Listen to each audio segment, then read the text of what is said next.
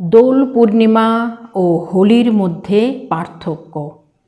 কলমে মিলন ব্যানার্জি, কণ্ঠে আমি কবিতা দাস। দোল পূর্ণিমা ও হোলি একই তিথিতে পালিত হলেও তাদের আধ্যাত্মিক অর্থ ও উদযাপনের ধরনে রয়েছে স্পষ্ট পার্থক্য। দোল পূর্ণিমা কি? দোল পূর্ণিমা মূলত ভক্তি ও আধ্যাত্মিকতার উৎসব। এই দিনে ভগবান শ্রীকৃষ্ণ ও রাধার পূজা করা হয় এবং তাদের দোলনায় বসিয়ে দোলযাত্রা পালন করা হয়। মন্দিরে কীর্তন, ভজন ও আবির নিবেদন করা হয়।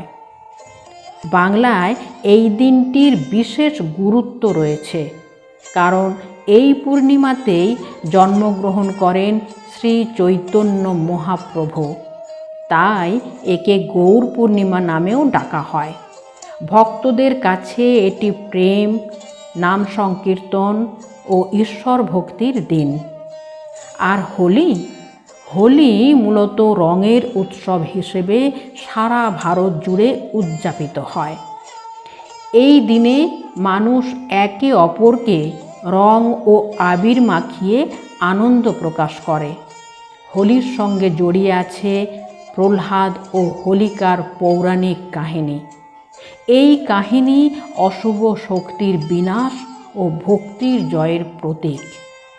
হোলির আগের রাতে হোলিকা দহন অনুষ্ঠিত হয়, যা মন্দের দহনকে নির্দেশ করে। তাহলে মূল পার্থক্যটা কি?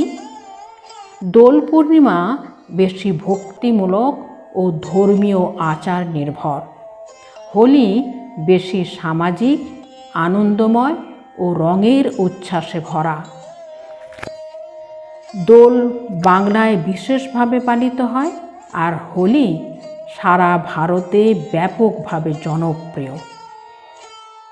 সংক্ষেপে এটাই বলা যায়, দোল পূর্ণিমা হলো ভক্তি ও প্রেমের উৎসব, আর হোলি হলো আনন্দ ও রঙের মিলন মেলা।